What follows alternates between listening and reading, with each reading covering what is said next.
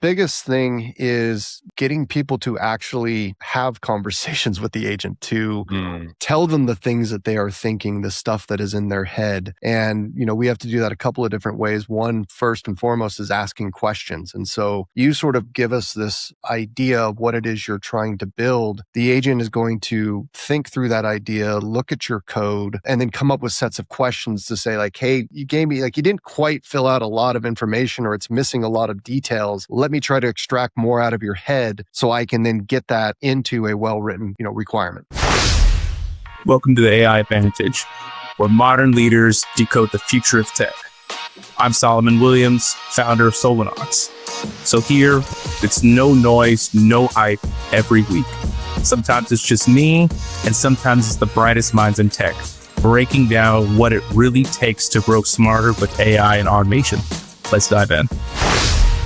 Welcome to AI Advantage. I'm your host, Solomon Williams. We have a special guest today. We have Tyler Wells. He is the co-founder and CTO of BrainGrid. So Tyler, thank you so much for coming on to the show today. Just for the folks that don't know really much about, just give this a little bit about like who you are, then what is BrainGrid for? Yeah, absolutely. So I'm, like you said, Tyler Wells, CTO co-founder of BrainGrid.ai. Been in this business now for 25 plus years. My background going back a number of decades, been in a lot of startups, been in bigger companies, did a lot of time at Skype, sort of the last big company I was at before going back out on my own. I was at Twilio for 7.5 years. And BrainGrid we started that company probably back in February of last year, really going hard into agentic development, sort of at the early days as people were still finding out about Cursor and kind of the early implementations of their agents. People were still very much getting used to the autocomplete, but we found that autocomplete obviously was not going to cut it, and we wanted to get more and really dove in heavily to agentic development. And what BrainGrid ended up being at that time was the kind of missing planning layer of everything that you should do before allowing an agent to go off and write code. And so we would create the entire specification or requirements around what it is that you're trying to build. That morphed into creating greater detail in the software development lifecycle, like epics, multiple requirements below that, very detailed.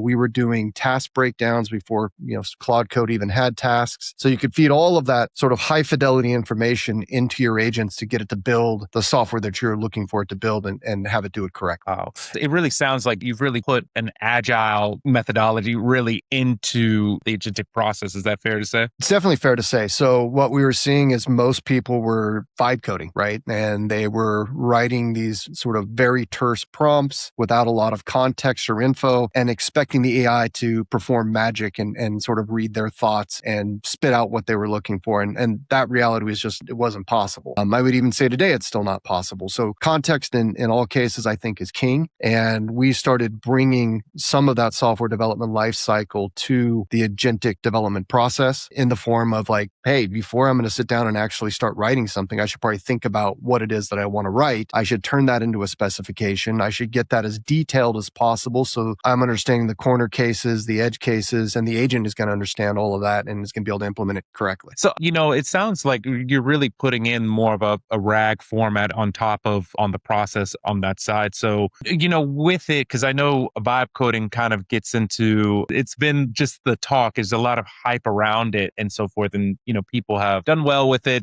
There's been both sides. But when you and your team have really started forward on process, where did you start from? Did you just start from just the single aspect of what all goes into a project of doing web development? And how do you guys work through it? Because as you said, you've done it before the Gen AI came into front. So how did that small, seed give birth to BrainGrid? Yeah, I mean, we were trying to figure out in the early days, how do we get these agents to stay on task and build what we wanted to? And, we sort of look back at our 20 plus years of experience and what were the things that we were doing for the humans to keep them on task, to get them to understand what it is that actually needed to be built. And we started applying some of those same type of principles to what we were giving to the agents. But obviously with the agents, we can give it a lot more context. We can make the information that's in those requirements much more dense and agent focused. I mean, obviously humans can read it, but it's a lot of text to consume for a human at once, which would, typically would be a number of meetings. So like you could imagine a product manager sits down, they write a big, long, detailed product specification, then they've got to have another meeting with the tech lead to kind of go through that, polish it up. And then once they've done that, then another meeting meeting with the rest of the dev team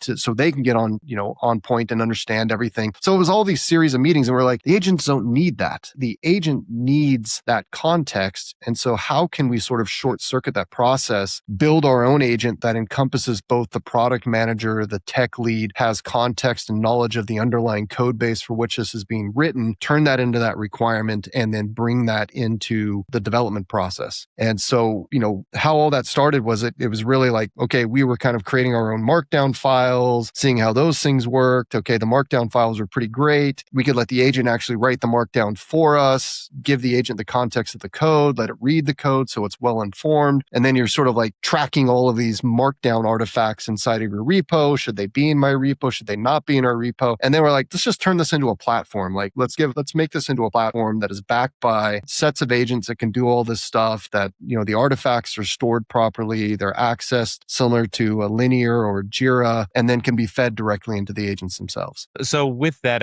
what have you kind of seen? Because with AI, there's big chance of just getting clients and just for users just onboarded and just how to use it effectively. So from your side, when someone's coming on with BrainGrid, like how have you helped your partners really adopt it the best way? Yeah, I would say the biggest thing is getting people to actually have conversations with the agent, to tell them the things that they are thinking, the stuff that is in their head. And, we have to do that a couple of different ways. One, first and foremost, is asking questions. And so you sort of give us this idea of what it is you're trying to build. The agent is going to think through that idea, look at your code, and then come up with sets of questions to say like, hey, you gave me, like, you didn't quite fill out a lot of information, or it's missing a lot of details. Let me try to extract more out of your head so I can then get that into a well-written, requirement. But I mean, even with that, getting people to sort of understand that have never done software before. So we have a lot of sort of non-technical folks that come to us, with these, they have the domain expertise, but don't have the technical chops. And so we have to sort of handhold them through the process of actually creating software with these agents as best we can. And I think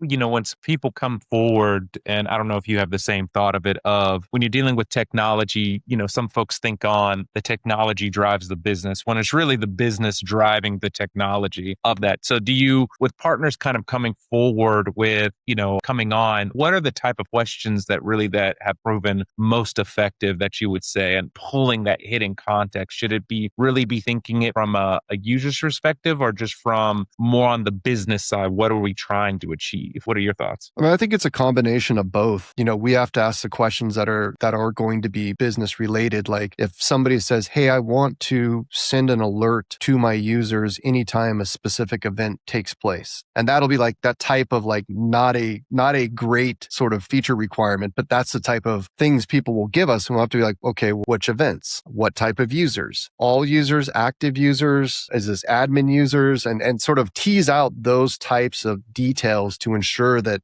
we're figuring out exactly what's in their head in terms of what it is that they want to build. And so I find like people sit down, and the agent can obviously handle a huge amount of information, but they don't want to spill it out of their head. So they're just kind of like, well, this should just figure it out for me. Well, it doesn't quite work like that. It can't obviously read your mind. So we have to try to craft those questions like, okay, what do you really mean by this? Like really get down to the essence of what the problem is you're trying to solve, and then couple that with a few technical questions as well in case it's ambiguous, or it's sort of, we haven't quite figured that out yet. Or maybe there's some, hey, do you want to bring in this new technology? Or you don't have email yet. I've searched your code base. I don't see that. So what would you like me to use? I could recommend something, or do you have something in mind? It sounds like it really kind of takes it off of, you really have to look at it from, and correct me if I'm wrong, more on an enterprise architecture level. Like how does this all fit in? If we're putting in a new feature, how does, change management work on this side? How many different business units? So is that fair to say that it's really broken down on that level on enterprise, like on an architecture, and then asking more of those deep dive discovery questions, you would say, to really what people should use? Well, I mean, I think anytime you're building software, you sort of have to treat it in that holistic manner and ask those types of questions. It's if you came in and just said, hey, I'm not going to care about anything else around me. I'm just going to go straight in and just start building something. What if those services already exist in some other form that can be reused? So am I just going to recreate everything from scratch and not reuse it? And so, those are a lot of those principles we have to put into our agent to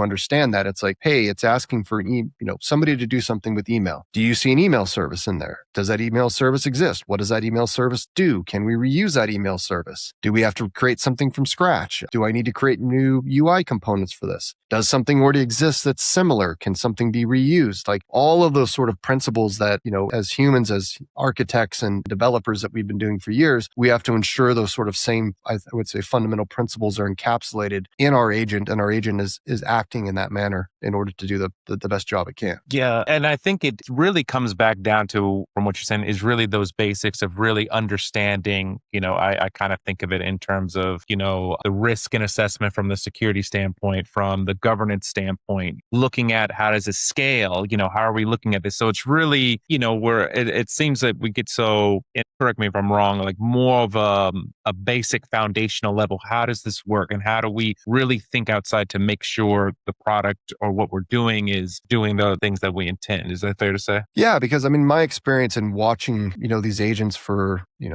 18 months now or something of that nature, they're geared to, you ask them to write something, you ask them to implement something. That's what they're going to do. They're going to implement it. Like they don't necessarily care so much about how it's implemented or, the sort of surrounding properties in there. They're like, okay, you want me to create a new login dialog? I'll go create a new login dialog. Well, what if one already exists? Do you want me to just have 5 login dialogues within my, those sort of things? And so they're obviously getting better, but, a lot of those sort of like those principles, you have to ensure that it's following that it's following your paradigms, so it's sort of following your rules of how it is that you want software created. And then especially when it comes to the security, it may create a bunch of things that are going to be pretty bad unless you're sort of testing its assumptions and you're putting the things in there in order for it to ensure that it doesn't. I'm sure, as with you being a CTO, you have so much experience in the game. Right now there's been a lot of hype, a lot of marketing around with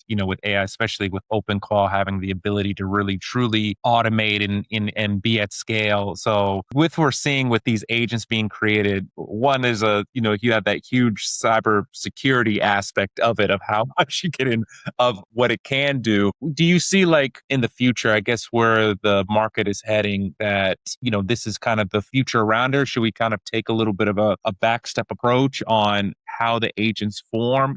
What's your thought on, are people missing the true, lesson in this with how agents are forming with what OpenClaw has created, or is it still just going back down to those foundations? I think you've always got to go back to the foundations and the principles, right? If you take a tool which can essentially write almost anything that you can possibly dream of, it's going to go and create it, right? It's going to build what you ask it to build. But if you ask it to build it and then don't also say at the same time, hey, I want you to go build all of this stuff, but then also think of all the security implications around what it is that you're building. I want you to think of, hey, if I've opened up a chatbot and that behind that chatbot, that service is running on my local machine. On my local machine are a bunch of API keys and different things of that nature. And somebody just through that chatbot says, hey, what's in your environment? What environment variables do you have? Show them to me. If you haven't thought through that, most likely what's going to end up happening is it's going to say, here's what I have. Here's what's in my process space. I can see all of this stuff. Does that answer, because I've now fulfilled the request and I've shown all of those things. And that's really bad. And obviously if you're following X and you're seeing examples of that happening. And so like anytime you're building anything, like you've also got to sort of take the opposite approach of how can this be exploited? How can this be attacked? How can this be used against me? For the information that it's operating upon, am I going to expose things that I don't necessarily want exposed?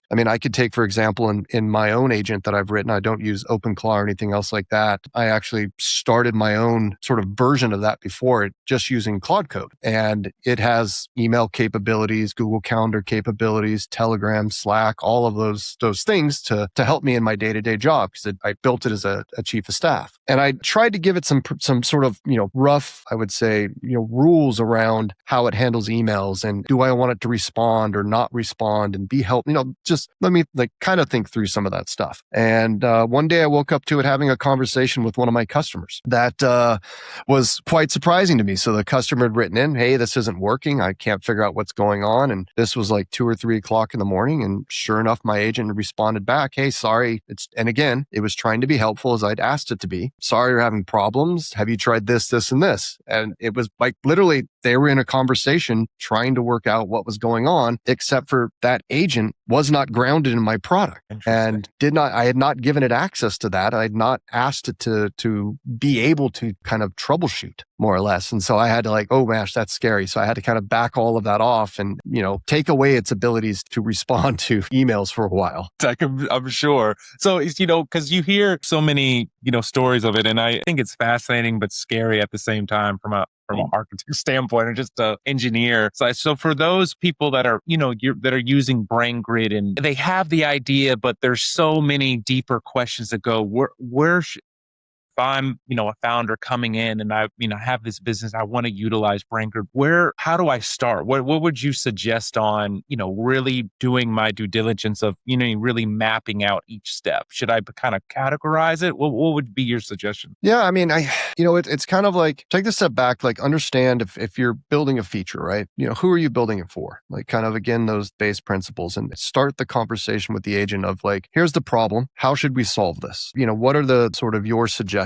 And, let it work through what it thinks based upon the existing code base that you have, or if it's brand new, it's going to, pull from its training data and everything else like that and sort of come up with a rough plan and then start to iterate on that plan, start to ask questions, or it's going to ask you questions as well, depending on, which foundation model you're using or which Claude code or something else. And then iterate through the point where you've got that into a pretty good state, you understand it, and then say, okay, red team it, take an adversarial approach against this and let it see what it comes back with. Let it poke holes in it. Let it find all of the things that, you didn't think through or you hadn't asked it to think through either, and do that a couple of turns. Another thing we'll do is we mostly use Claude code, but we'll use things like Codex or Gemini to say, let's get a second opinion on this and like, let's play these things off of each other. And so we can sort of, refine this to the point where we've poked as many holes in it. We've asked the right type of questions. We've taken a security stance against it. We've red teamed against it. And then we can say, okay, now I think we're in a pretty good spot. Let's go and build this. And let's actually let this thing do the implementation and then test it. And then just the same thing that you would do with, if humans were writing it, okay,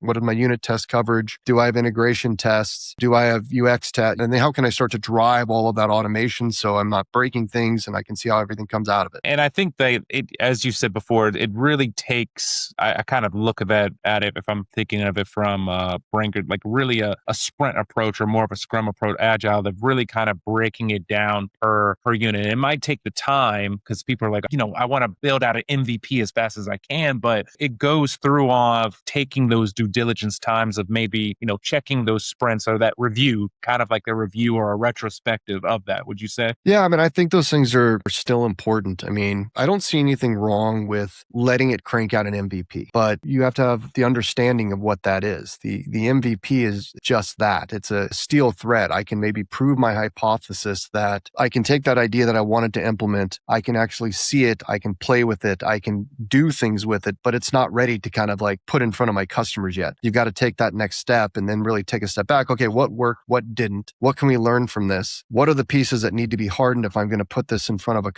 customers? How many customers? How is it going to scale? I mean, I think all of those same principles here still apply. You can obviously see things that are happening out there that are taking a very different approach, which is, hey, I'm just going to throw it out there and give it to the world and I will just fix it as the problems come in. And, that can work as well. It's probably not as, I don't think that would be as enjoyable for me, right? Because, you're just going to be sitting there getting with a slew of errors and issues and potential security problems from day one. But, if you kind of put in the right processes, maybe every time that happens, you're spinning up a swarm of agents to fix it and automatically deploy it. And you're just in this constant loop of break, fix, and just go with it until hopefully you finally get to the point where it's hardened enough.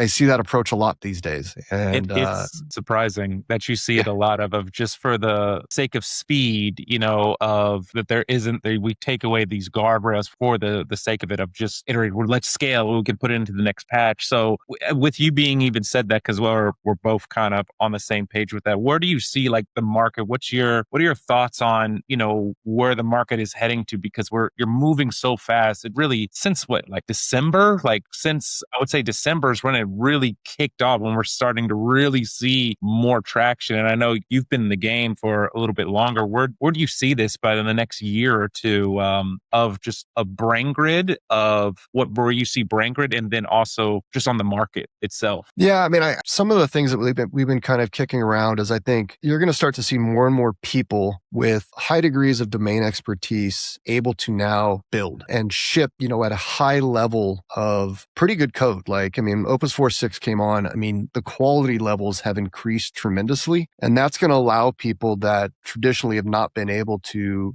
build before to do more and to get things out there. But I think that's going to have to come with that is if these people don't understand necessarily like the testing that's involved, the deployment that's involved, the security that's involved, the observability that comes with all of that stuff is, companies are going to have to help them, or other builders are going to have to help them to realize it's not like, hey, I built this thing and it's cool and I can run it locally and do all the things that I want. Let's just give it to the world. There's still the security and safety aspects and everything else that comes into that to operating software. But I think the models, everything else will continue to level up around all of that stuff. And the tooling will level up around all of that stuff. And should you necessarily have to think about those things? There's no reason that the agents, they can do all of that too, and so do you get to a point where, the platform, you start with this high level idea and just iterate with the platform of choice or whatever you're using, and it's doing those things for you. And I think we'll see a lot more of that. But I also start to think about kind of taking a very different approach. Is talking to a friend of mine the other day, he was just like, why do we need all these apps like on our phones? Like, think of how many apps you have on your phone. Do I necessarily care about the UI? Do I necessarily care about having to install another app to do yet another thing? Why can't my agent just, my personal agent do all of that for me? It's like, authenticate as me, use its APIs, pull the information I want, and then, let me consume it in the medium that I want. And so whether that's Telegram or Slack or a text message, it doesn't really matter. So, does that sort of start to fundamentally change the nature of how you're interacting with software? And I think it could. As people have done more and more with OpenCloud and all of these other things, why can't I just plug that into all of, any other sort of like third party out there and just like let it deal with all of that? And if I have a question, hey, how long is it going to take me to pick up my daughter today from school? Well, I've got to open my phone. I've got to open up the Google Maps. I got to put the address in there. I've got to wait for it to, to give me that information back. When if I'm sitting here in Slack and my agent can do all of that already, it already knows the address for my daughter's school. It, knows what time I need to pick it up. You just say, how long is it going to take me to get, my daughter today? Boom, it's right there. I don't need another app for that. I'm agreeing. It's just taking away. There's so many. It's kind of like how I got to think it back to is kind of how Netflix, there's so much options rather than what it used to be in cable, where you can just look through like, Fast and Furious is on, I want to watch that, rather than there's so much going on that it's overloaded. So it's more simplified to that point of where you can kind of take that away. Yeah. And I think that would be a nice experience. And I think the other thing we'll start to see more and more, and obviously people are doing this already, is you think of all the subscriptions for software we pay for, and that's worked out well. And, it's solved a purpose, but now it's kind of at the point where, I can say to Claude, yeah, I have this, $98 a year subscription for Strava. I've got my Garmin watch. Do I really need to pay for Strava anymore? Or can you build me something better? And from what I've seen, it's going to go build it. And the difference being is I don't care about scale. I just need it to work for me. So now I can have this sort of hyper personalized app running on my, my Mac Studio or my Mac M1 or whatever it is that I have that, solves that problem for me and probably does it in a better way. And it's hyper personalized for me. So I think we'll start to see more of that sort of stuff, as opposed to, well, okay, in the past, it's like, well, I got to use Strava because I'm not going to go rewrite that myself. Like, that's an entire company worth of people solving that problem. Whereas now my agent can just do it for me. And now I've got exactly what I want. It's like, hey, this was great for tracking runs, but it's not great for tracking strength workouts. And also, not only do I want you to track my strength workouts, I want you to do all my programming for me and have that fully integrated into my calendar. Okay, there's a few hours with Claude and it's done. Right. And I think it's coming back to, and just that's on the consumer side, but even with,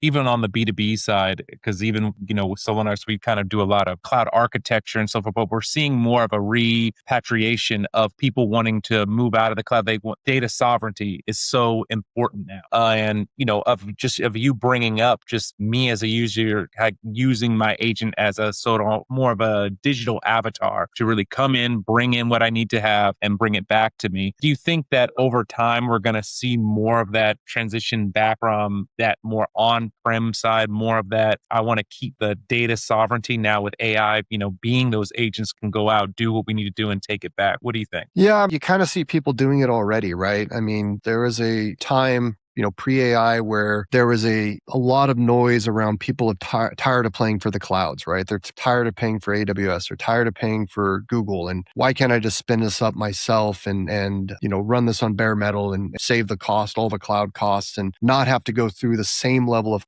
you have to go through the compliance, but not to that degree because now my data is not going to a third party. It's all staying within something that I own. And so, I mean, all of those compliance things are just yet another expense, yet another roadblock, more pain that you have to sort of incur as a developer when you're making those architectural choices. And so if I can keep it in-house and I can replace these things and I can actually tailor them specifically as opposed to being general purpose, but I can tailor them more towards my use case. Can I cut down on costs? Can I increase security? Can I increase reliability? Yeah, possibly. Yeah. And so, with that, we're kind of seeing it move forward. What's your vision for BrainGrid in the next year as, obviously as, these agents continue to advance as Claude and all the other LLM providers are really scaling, what's your vision for the company? Yeah, where we see it going, what we've learned from our customers is like I said before, we get a lot of folks that do not have a background in writing software, creating software. There is still a pretty big hurdle to setting up a local development environment. If you've seen somebody that's not a developer and hasn't spent much time in the terminal, asking them to go set that up is a pretty big lift and takes a considerable amount of effort and frustration, I would say, on their part. And so what we've seen a lot from our customers is like, okay, great. You've created these great specs. You've created these beautiful designs, but now I have to leave BrainGrid to go to Claude Code or Cursor to actually do the implementation. Why can't you just do that for us? And so where you'll see us going here within the next, actually, hopefully in the next week or so, we'll launch it, is you'll never have to leave BrainGrid. So you will be able to go from idea to requirement, design, implementation to deployment all within BrainGrid. And so we will handle all of the build, all of the, the creating the requirements, asking the questions, the management of all of that, spinning up of compute, dealing with the actual implementation through Claude Code to the final deployment into something like Vercel. All of that will just be seamlessly done through BrainGrid. No, I love that. And so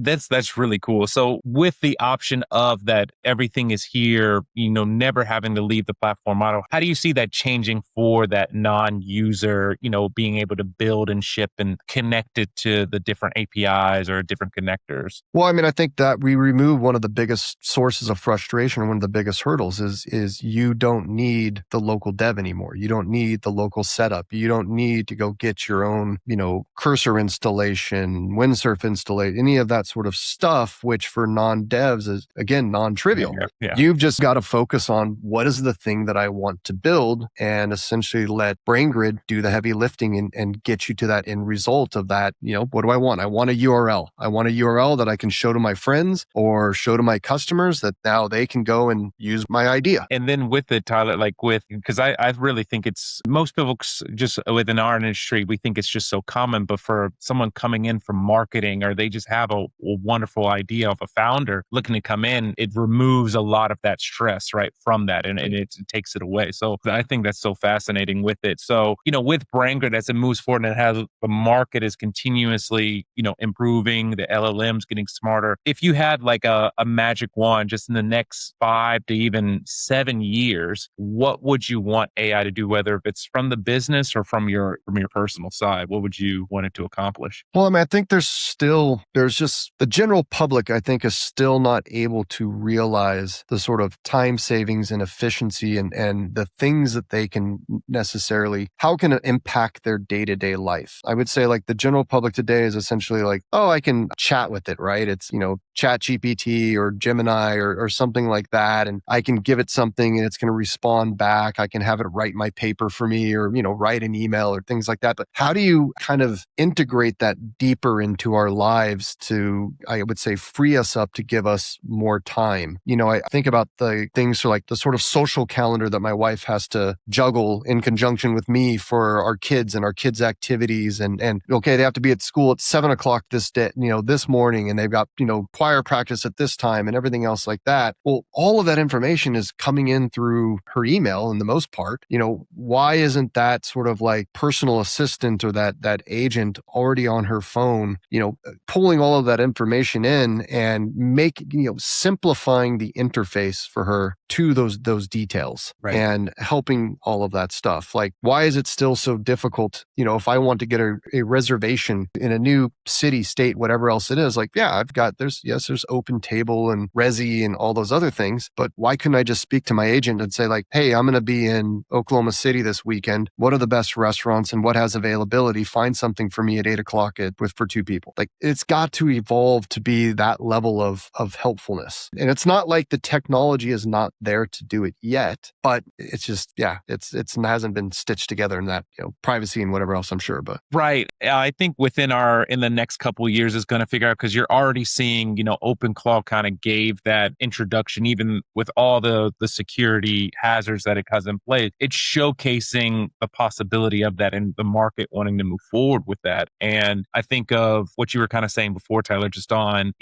of that data sovereignty, the pieces of where now people have their own data. Because now just imagine, just with everything that's through our phones, the emails, you can gather so much of a digital avatar of yourself, of how you talk and how you move, especially not even taking into social media. There's so much that can be provided for on the consumer side. So I'm sure on the B2B, it's something to really kind of think about, like how fast we're moving towards that future. And I think it is going to be here before we know it. I mean, the Open Claw was sort of the tip of the iceberg, so to speak. But I think there's I'd actually, love your take on this. Like, I think it was earlier this week, Claude announced that you can't use the Claude Max subscriptions in third parties anymore. I think that's a pretty big signal of what's coming, right? And what is that going to do to everybody that's sort of gone out and bought the Mac M1s or whatever else they're running it on, that now they can't use those Max accounts, and now they're going to have to plug in a real, Anthropic API key. What does that do to their cost basis? What does that do to their ability to use it in the way that they've been kind of more or less getting for free? I'm sure the amount of uses they're getting out of that $100 or $200 a month Max account is tremendous. But what's now the bigger signal coming from Anthropic by them shutting that down? Yeah. And I think that even forward, I think they were even talking about, like in their last blog, of, the new agent that's coming out that's so much more advanced, but they're taking the time to put it to other cybersecurity vendors so they can reach out because of how more advanced it is compared to Opus and the others on that side.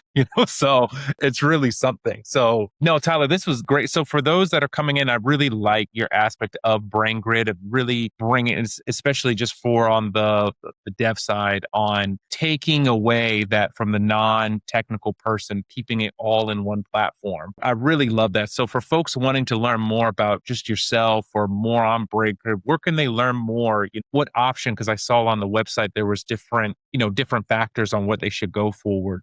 Where can they learn more? Which is best suited for the person listening in on this interview, or they should utilize? Yeah, I mean, BrainGrid.ai. I mean, that's our main site. We've got the blog on there, so we talk about all things AI and building and everything else like that. We've got quite a few videos that are out there as well, sort of walking people through starting in an idea and then using BrainGrid all the way through to shipping that idea. I'm on X at Tyler Wells, and then obviously not as much on LinkedIn anymore these days, but I'm still there, occasionally. But building BrainGrid BrainGrid keeps me pretty busy. And so I'm, kind of float around there on occasion. Perfect. And I'm glad that you had that. So for those that are kind of listening in, we'll make sure to put that in on the descriptions, just on these how-tos, going to BrainGrid, seeing which alignment falls with you on that. So, Tyler, thank you so much for coming onto the show.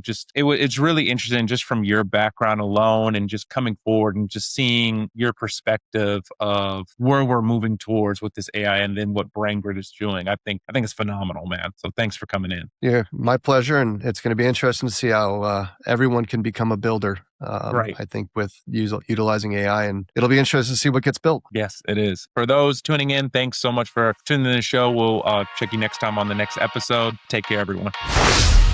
Thanks for tuning in to the AI Advantage. If this episode sparked an idea, share it with your network. Subscribe for more no-fluff conversations on how smart tech drives real outcomes. And if you're ready to future-proof your business, let's connect at solonox.net.